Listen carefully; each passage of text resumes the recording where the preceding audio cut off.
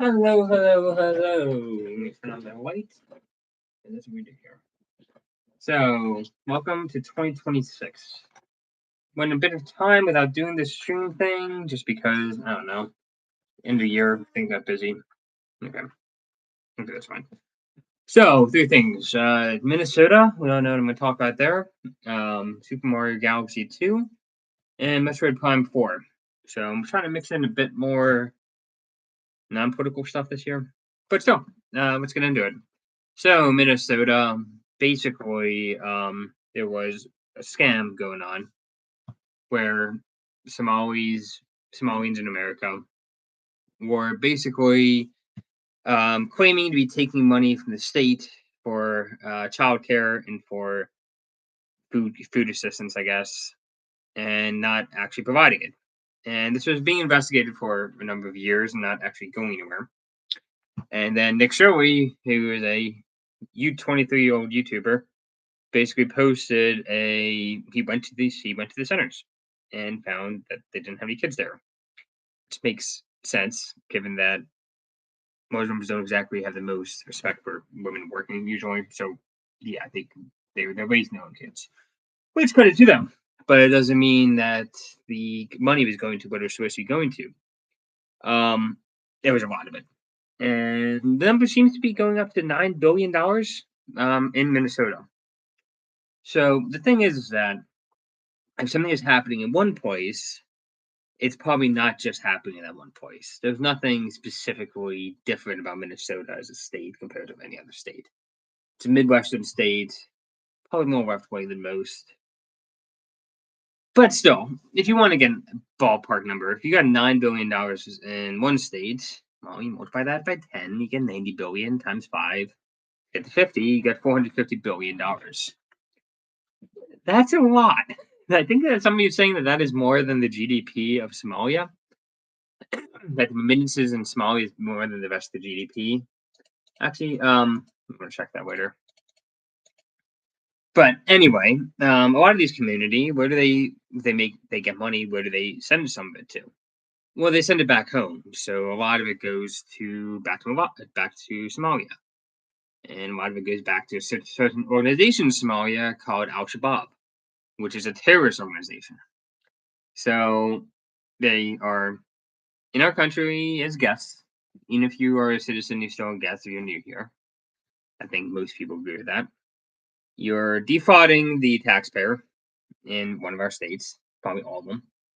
And then you're sending the money back to people who hate us.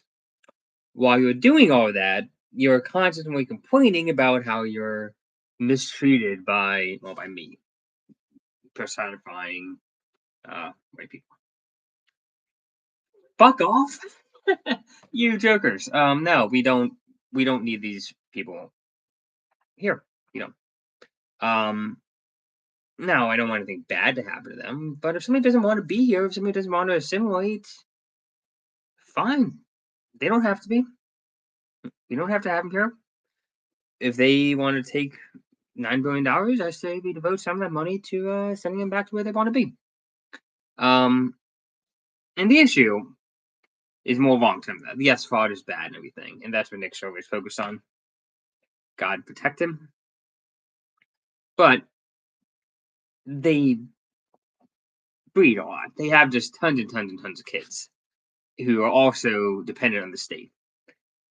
I don't consider it a good thing for Western civilization to be funding the import and creation of people who hate Western civilization. I don't think that's smart. And I don't think this is even a right wing or left wing thing, although it's obviously being crafted as such. See, the left and the right wing have both existed in Western civilization for a very long time. There's been conservatives and liberals and everything in between in the Western world for hundreds of years. The conflict between left and right is native to these lands. I don't see a need to add a third portion that hates both groups. I don't really see how that's necessary. And people are like, oh, well, and also, what do we actually do? Like, yeah, some immigrants contribute a lot to American society. That is obvious. Not all of them. And I actually, ironically, the group that we were worried about before, I was always kind of a bit shaky on, but has actually contributed a lot to our society. Both in terms of labor force, work, kids, people who just like citizens. This doesn't seem to be true in Muslims, and it's much worse in other countries. Like, reminder, there was a grape gang in problem in UK for 30 years. And it really gets me, and not to mention all the terrorist attacks, of course, all of the cultural erasure of native cultures, all of that. We're done. We're done as a civilization pretending this isn't a problem. We're done. It's going to be a right wing or left wing issue. It's just an issue. And it's not a good thing. Um, and what really bugs me is that they're not speaking up against their own people who are doing wrong things. Like, if there were some like imams or something who are prominent who are like complaining about we need to stop this stuff. No, they're all encouraging it. They're like, oh, we're proud of this. That's just our culture. Okay, well, my culture says you guys can bugger off and go someplace else. Um, Figure out your perfect civilization.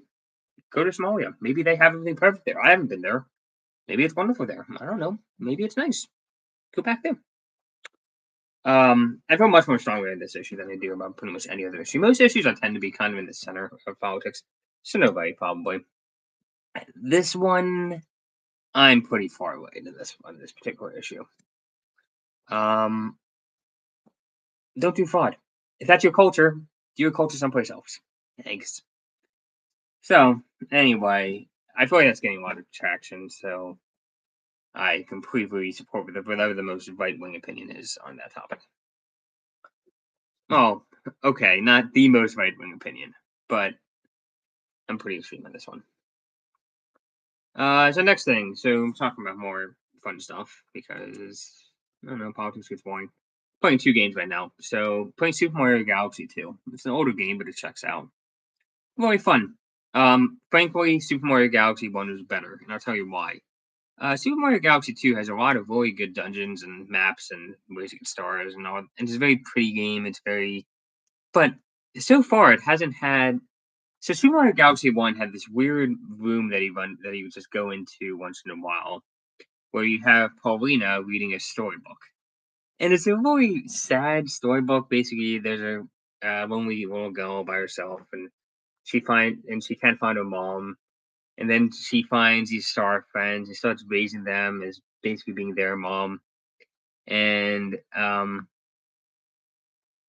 eventually you hear like, and it's just really really sweet, and then at the very end you have her tell a story about a little girl who goes to a graveyard and there's a gravestone.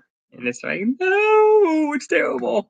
Oh man, it's so sad. It's like that backstory there just gave a little bit of sadness to the game story. And I can look around. Maybe that kind of thing will pop back up, but it's kind of a one off.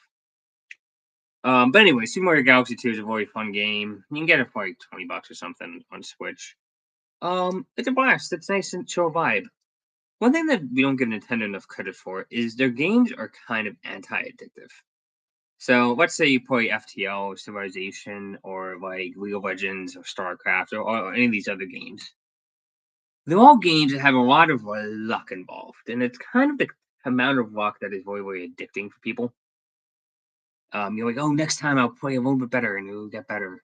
And each game is like 30 minutes to an hour, so it can be a real time sink.